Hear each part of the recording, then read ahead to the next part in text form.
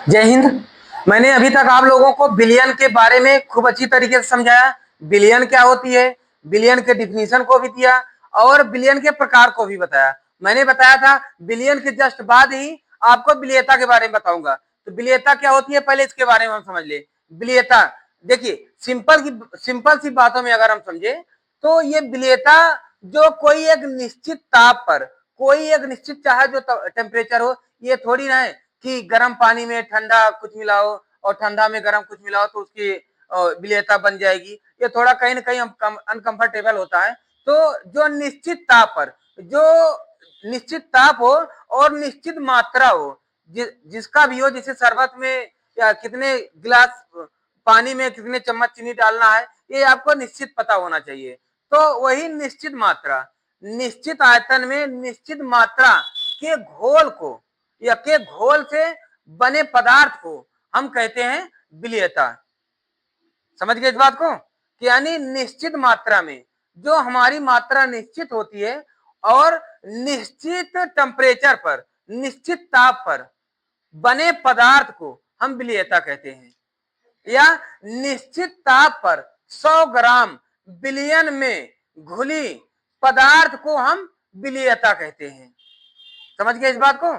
किताबों में ज्यादातर 100 ग्राम करके लिखा गया है, तो हम यही भाषा लिख दें, ठीक है ना।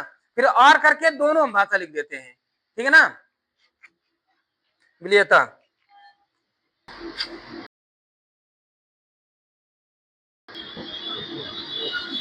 विलेय पदार्थ को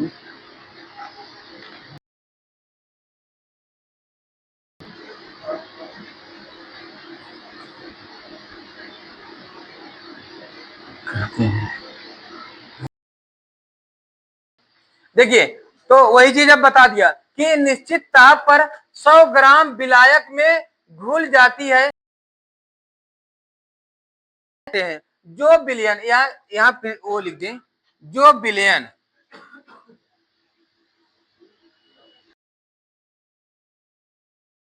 जो बिलियन निश्चित ताप पर 100 ग्राम विलायक में घुल जाती है, उसे पदार्थ का विलेयता कहते हैं, है ना।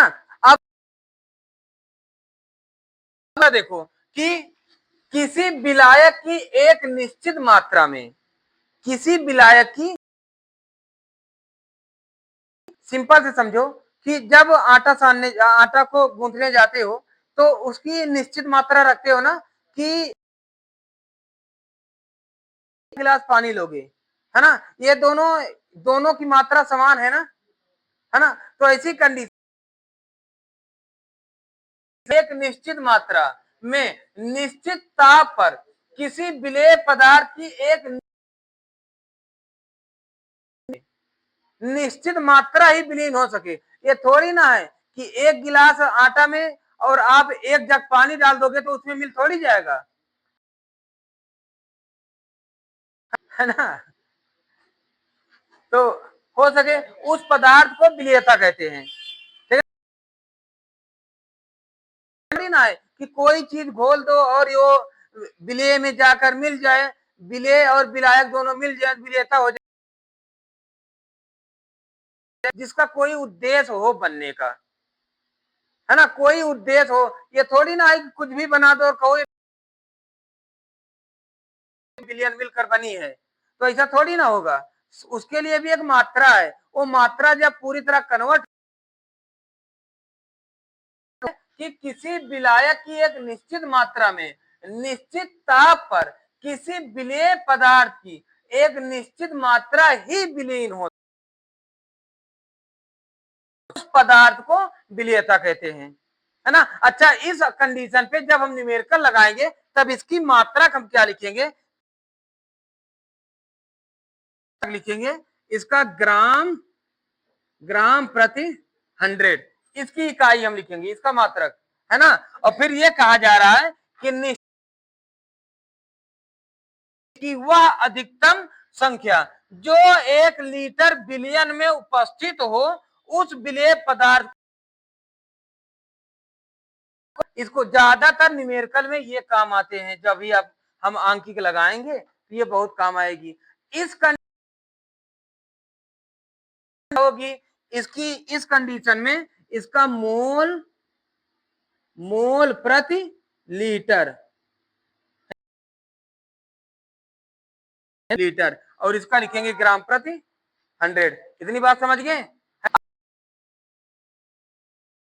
अब ठोसों की द्रवों में विलीयता, अगर सिंपल से समझो कि अगर ठोस को, ध्यान से समझो,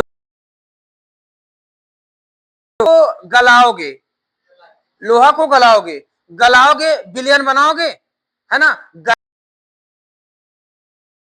फिर वो हो जाएगी ना, फिर लो ठोस बन जाएगी, है ना। मतलब इसमें ये प्रक्रिया,